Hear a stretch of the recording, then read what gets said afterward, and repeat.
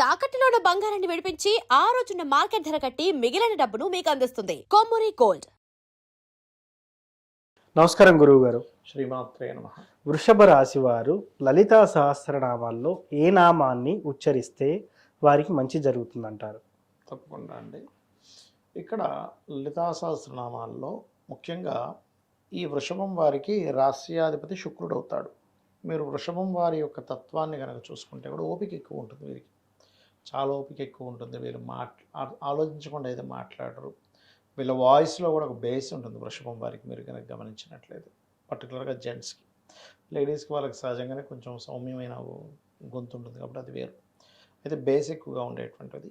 వీళ్ళకి ఏంటంటే వీళ్ళు ఎక్కువగా విష్ణు అవతారం ఉండేటువంటిది. వృషభ రాశి వారు అంటే నారాయణి నాదరూప అనే నామం ఉంటుంది. ఓం నారాయణియే నమః అని చేసుకున్నా సరిపోతుంది. ఓం నారాయణియే నమః ఇది చేసుకోవచ్చు లలిత సహస్రనామాల్లో వీళ్ళు ఎక్కువగా. అయితే ఇక్కడ ఏంటంటే వీళ్ళు ఇంట్లో ఈ బిల్వపత్రాలు ఉంటాయి కదా, బిల్వపత్రాలు ఒక్కొక్కటి వేస్తూ చేస్తే కూడా చక్కటి ఫలితాలు ఉంటాయి.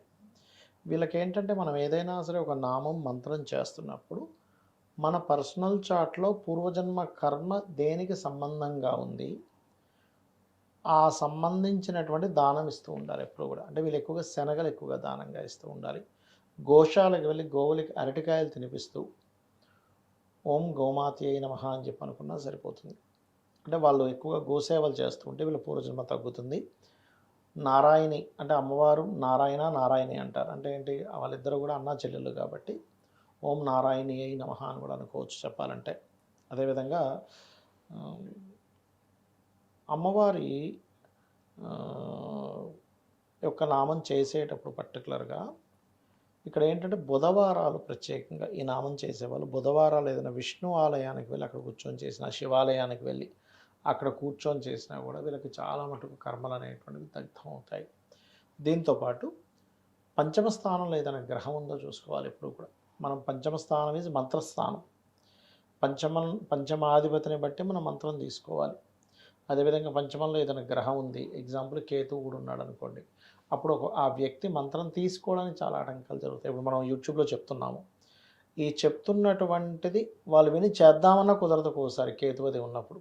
అప్పుడు గణపతిని చేసుకుంటే కానీ వాళ్ళకి ముందుకు కదులుదా మంత్రం అనేటువంటిది. అలాగే ఇప్పుడు లలితాసహస్రనామాలంటే మామూలుగా యూట్యూబ్లో విని చేసుకోవచ్చు, తప్పులేదు. కానీ చాలామంది మనకి దాని ఏమంటే ఖడ్గమాలు చేస్తూ ఉంటారు. ఉపదేశం లేకుండా ఖడ్గమాలు చేయకూడదు. ఓకే, దేవి ఖడ్గమాల ఉపదేశం చాలా మంది చెప్తారు కదండి, చదువుకోండి అని చెప్పేసి. ఉపదేశం లేకుండా చేయకూడదు. ఎందుకు అంటే శ్రీచక్రంలో ఎక్కడెక్కడ ఏ దేవతలు ఉంటారంటూ చేసే పూజ కార్యక్రమం అది. మరి ఉపదేశం లేకుండా ఎలా చేస్తారు?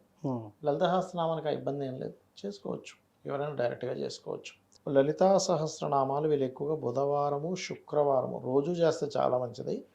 నాకు రోజు కుదరదు అనుకునేటువంటి వారు కనీసం ఈ బుధ శుక్రవారాల్లో అయినా వీళ్ళు ప్రత్యేకమైన నైవేద్యం పెట్టి చేసినట్లయితే, అంటే రోజు చేసేవాళ్ళు ఈ రోజుల్లో ఇంకా కొంచెం ఏదైనా పాయసాన్నం కానీ లేకపోతే ఇంకేదైనా గూడాన్నం కానీ ఇలాంటివి ఉంటాయి కదా, లేదా నెయ్యి కలిపిన హరిద్రానైకరసిక అంటూ ఉంటారు, పెట్టి చేసినా కూడా వీళ్ళకి ఏమవుద్దంటే ఈ లలితాసహస్రనామాల వల్ల వీళ్ళకి ఫైనాన్షియల్ గ్రోత్ పెరుగుతుంది మెయిన్గా. అయితే ఫైనాన్షియల్ గ్రోత్కి డిఫరెంట్ మంత్రం ఉంటుంది. ఓం సంపత్కరీ సమారూఢ సింధుర వ్రజ సేవితాయ నమః కానీ, లేదా ఓం ధర్మాధ్యక్ష ధనధాన్య వివర్ధని నమః కూడా చేసుకోవచ్చు చెప్పాలంటే. సో ఇది మాత్రం ఖచ్చితంగా పాటించాలి. గోవులకు కాస్త ఇవి చేయడము.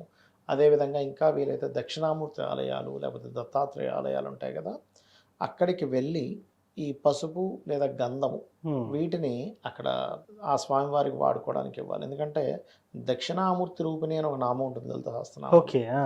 దక్షిణామూర్తి రూపిణి అంటే దక్షిణామూర్తి రూపం కూడా అమ్మవారే. ఎవరికైనా కూడా కొంతమంది చూడండి, వాళ్ళ రేపు ఆటిజం కేసెస్ ఉంటాయి. ఇప్పుడు ఇదే వృషభ లగ్నంలో పుట్టినటువంటి వారికి పంచమ స్థానాధిపతి పాడైపోయాడు అనుకో, అంటే పంచమాధిపతి వాక్కారకుడు ఒక్కడే అయ్యాడు ఇక్కడ, అంటే బుధుడు అయ్యాడు. దాంతోపాటు గురువు కూడా పాడయ్యాడు అనుకోండి, ఓం దక్షిణామూర్తి రూపిణి అయి నమః అనుకోవచ్చు. ఓకే. సో ఎందుకంటే అది కూడా వీళ్ళకి దక్షిణామూర్తి రూపము, దక్షిణామూర్తిని తలుచుకోవడం అనేది జ్ఞానాన్ని ఇస్తుంది. సహజంగా ఆటిజంలో ఉండేటువంటి వారికి ఏమిటి ప్రాబ్లం అంటే 10 ఏళ్ల వయసు పిల్లవాడు 5 ఏళ్ల పిల్లవాళ్ళ ప్రవర్తిస్తుంటాడు. జ్ఞానం అనేది వికసించదు. జ్ఞానాన్ని వికసింపజేసేటువంటి నామం ఏదైతే ఉందో ఓం దక్షిణామూర్తి రూపిణి నమః. ఇది చేసుకోవచ్చు. తద్వారా ఏమవుతుందంటే ఇక్కడ పూర్వజన్మ కర్మలు తొలగుతాయి, ఫైనాన్షియల్ గ్రోత్ పెరుగుతుంది, వీళ్ళ ఉపాసన ఇది కూడా అవుతుంది.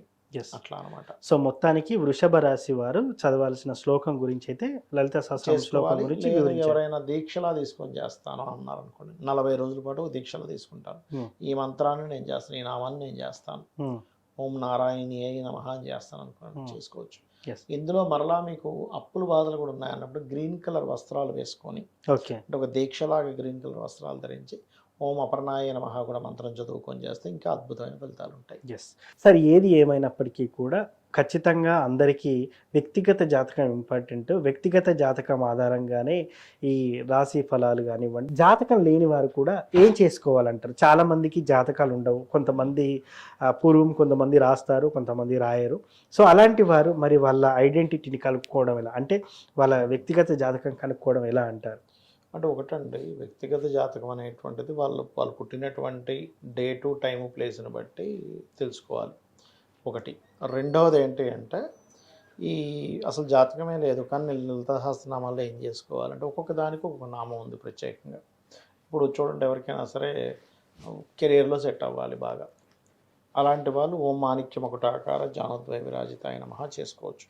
లేదంటే బిజినెస్లో ఇంప్రూవ్మెంట్స్ అవ్వాలి, ఓం ఇంద్రగోప పరిక్షిప్త స్మరతోనాపజంగికాయ నమః. ఈ ఇంద్రగోప పరిక్షిప్త నామం ఏదైతే ఉందో వాళ్ళ లైఫ్లో, అంటే వాళ్ళ జాతకంలో 11th హౌస్ పాడైంది అనుకోండి, ఇది చేసుకోవడం ద్వారా హ్యాపీనెస్ అనేది పెరుగుతుంది, సక్సెస్ రేట్ అనేటువంటిది పెరుగుతుంది. అది అదేవిధంగా మరొక విషయం ఏంటంటే ఒక్కొక్కసారి కొంతమందికి అనారోగ్యంతో బాధపడుతుంటారు చిన్నప్పటి నుంచి కూడా. అలాంటి వారు ఓం సర్వవ్యాధి ప్రశమని సర్వమృత్యు నివారిణి అగ్రగణ్య చింత్య రూప కలికల్మషనాశిని నమః చేసుకోవచ్చు. ఇలాగా ఎవరెవరు దేనికి సంబంధించి చేయాలో దానికి సంబంధించి చేసుకునేటువంటిది ఉంటుంది. అదేవిధంగా మరి కొంతమందికి ఫైనాన్షియల్ ఇబ్బందులు ఉంటాయి, అలాంటప్పుడు ఓం ధర్మాధ్యక్ష ధనాధ్యక్ష ధనధాన్య వివర్ధిని నమః. అంటే ఇక్కడ ఏంటంటే వ్యక్తిగత జాతకంలో కనుక 2వ భావం పాడైంది అంటే ఫైనాన్షియల్ హౌస్ పాడైంది, అప్పుడు ఈ ధర్మాధ్యక్ష కానీ లేకపోతే ఓం సంపత్కరి సమారూఢ సింధుర ప్రజ సేవితాయ నమః కానీ చేయొచ్చు. ఇలా ఏంటంటే ఒకటి, ఇక్కడ చాలామంది ఇప్పుడు మీరు అడిగినట్టు కొంతమంది ఎట్లా అడుగుతారంటే, ఏమంటే నేను ఎప్పుడు పూజలు చేయను కానీ ఇప్పుడు నాకు కష్టం వచ్చింది కాబట్టి దేవతను వెళ్ళి అడిగితే నేను స్వార్థం కోసం అడిగినట్టు ఉంటుందేమో అనుకునే వాళ్ళు చాలామంది ఉన్నారు. ఎస్, అవును. నేనేమంటానంటే, ఒక తల్లికి బిడ్డలు ఉన్నారు, 4 బిడ్డలు ఉన్నారు. ఒకవాడు తల్లితో పెద్దగా కనెక్టివిటీలో లేడు, మిగతా 3 బాగానే ఉంటారు. కానీ వీడికి ఆకలేసింది, ఎవరిని అడగాలి? తల్లినే అడగాలి. తల్లి ఏమైనా నువ్వు సరిగ్గా కమ్యూనికేషన్స్లో లేవు కదా నీకు పెట్టని అంటుందా? అన్నది కదా, అన్నది కదా. అందుకని తల్లిని అడగడంలో తప్పు లేదు. అయితే నువ్వు అడిగేటువంటి దానిలో ధర్మబద్ధమైంది అయి ఉండాలి ఆ కోరిక. పక్కవాడికి పోవాలి, జాబ్ పోవాలి, ఆ జాబ్ నాకు రావాలంటే ధర్మబద్ధం కాదు. అంతే కదా. నేను పడుతున్నటువంటి కష్టానికి నాకు మంచి ఉద్యోగం ఇవ్వు, అది ధర్మబద్ధం. అలాగా చాలామంది ఏంటంటే కొన్ని నేను మొన్న కూడా ఒక జాతకం చెప్పినప్పుడు అతను అదే అంటున్నాడు, ఏమన్నా సార్ నేను ఎప్పుడు చేయను, ఇప్పుడు చేస్తుంది ఏదో దేవుడిని స్వార్థంతో అడిగినట్టు ఉంటుందేమో. అలా అనుకుంటాడా సార్ దేవుడు? అనుకోవడం. ఎందుకంటే తల్లి ఎప్పుడైనా అనుకుంటుంది, అనుకోదు. వీడి స్వార్థంతో నన్ను అన్నం పెట్టమని అడుగుతున్నాడు, వీడి స్వార్థంతో నన్ను కూర వండమని అడుగుతున్నాడు అనుకుంటుందా? ఆనందంగా పెడుతుంది. ఇంకా అవును, అరే ఇంకో ముద్ద వేసుకోరా అని పెడుతుంది. అలాగే భగవంతుడు కూడా నీ యొక్క కోరిక కనుక ధర్మబద్ధమైంది అయితే ఆనందంగా ఇస్తాడు, నీ కోరిక ధర్మబద్ధమైంది కాకపోతే ఇప్పుడు అనడానికి రామాయణంలో ఒక వృత్తాంతం కూడా ఉంటుంది. ఒకసారి బ్రహ్మగారు అంటే మన ఈ రావణాసురుడు, మన శూర్పణఖ, అదేవిధంగా మన రావణాసురుడు యొక్క తమ్ముడు కుంభకర్ణుడు, సుగ్రీవుడు, వీళ్ళ 4 బ్రహ్మ కోసం తపస్సు చేస్తూ ఉంటారు. బ్రహ్మగారు ప్రత్యక్షం అవుతారు. ప్రత్యక్షమే శూర్పణఖ ఏదో కావాలంటే ఇచ్చేస్తారు. దాని తర్వాత రావణాసురుడి దగ్గరికి వస్తాడు. రావణాసురుడి దగ్గరికి వస్తే రావణాసురుడు నాకు పలానా అది కావాలి, ఇది కావాలి, నేను ఎప్పుడు బతికే ఉండాలంటే అది ఇవ్వడం కుదరదు అంటాడు. ఎగ్జంప్షన్ అంటే మనుష్యుల చేతిలోని లేకపోతే వానరుల చేతులు తప్ప మిగతా అన్ని కోరుకుంటాడు. అందుకే నారాయణుడే మనుష్య రూపం దాల్చి చంపేశాడు రాముడి రూపంలో. ఇక సుగ్రీవుడి దగ్గరికి వెళ్ళినప్పుడు సుగ్రీవుడు ఏం చెప్తాడంటే, నేను ఉన్నంతకాలము, జీవించినంతకాలము ధర్మాన్ని నేను తప్పకుండా చూడు స్వామి అని అడుగుతాడు. అప్పుడు బ్రహ్మగారు మెచ్చుకొని చిరంజీవత్వం ఇస్తాడు. ఇక్కడ రావణాసుడు అడిగినా ఇవ్వడు, అలా ఇవ్వకూడదు అంటాడు, కానీ ఇక్కడ ఇస్తాడంటే దాని అర్థం ఏంటి? ధర్మానికి ముడిపడి ఉంటే, నువ్వు ధర్మంతో కనెక్ట్ అయి ఉంటే భగవంతుడు మెచ్చి నీకు ఇస్తాడు. మరలా ఇక్కడ కుంభకర్ణుడి దగ్గరికి వెళ్తుండేసరికి దేవతలందరూ వచ్చి బ్రహ్మను పట్టుకుంటారు. అయినా వాడు ఇప్పటికే మేము చచ్చిపోతున్నాం, వాడు బాడీకి అది, ఉమ్, మీరు మళ్ళీ వరాలు ఇస్తే ఇంక మేము ఇంక భరించలేము, ఏదో ఒకటి చేయండి అంటే నన్ను ఏం చేయమంటారు? జపం చేశాక నేను రావడం, వరాలు ఇవ్వడం నా యొక్క డ్యూటీ, తప్పదు అంటే సరే ఏదో ఒకటి చేయండి అంటే అప్పుడు సరేలే అని సరస్వతీదేవి చెప్తే సరస్వతీదేవి కుంభకర్ణుడి యొక్క ఆలోచనలోకి నాలుక మీదకి వస్తుంది. ఎస్. వచ్చి ఇతను ఏం వరం కావాలంటే ఆవిడ మార్చేస్తుంది. ఎట్లా అంటే నిద్రపోయేలా చేయి, మంచి నిద్రపట్టేలా చేయి స్వామి అని. తదాస్తు అంటాడు. వాడు 24 గంటలు నిద్రపోతుంటాడు. అంతే. సో ఏది కోరుకుంటే అదే అన్నట్టు ఇంకా. అలా ఏంటంటే మనం చేసిన జపానికి, మనం చేసిన పూజకి రుణం ఉంచుకోకూడదు కాబట్టి అమ్మవారు ఇస్తుంది. ఎస్, అవును. దాన్ని మనం తల్లిగా భావించినప్పుడు స్వార్థము అనుకో. మీ భావన తల్లి లేదా తండ్రి అనే భావంతో ఉన్నప్పుడు మీకు స్వార్థం అని అనిపించదు ఫస్ట్. ఎస్. ఎప్పుడైతే ఎక్కువగా స్పిరిచువల్లోకి వెళ్ళిపోతారో స్వార్థంగా అసలు కోరిక కోవద్దు ఫస్ట్. ఎస్, అవును. అది. సో ఏ లలిత సహస్రనామంలో ఏ నామాన్ని చదివితే ఎటువంటి ఫలితాలు ఉంటాయి, అదేవిధంగా జాతకం లేని వారు ఎలా జాతకాన్ని తీసుకొని ఐడెంటిఫై చేసుకోవాలనేది ఫుల్ క్లారిటీగా ఇచ్చారు సార్. ధన్యవాదాలు. శ్రీమాత్రే నమః.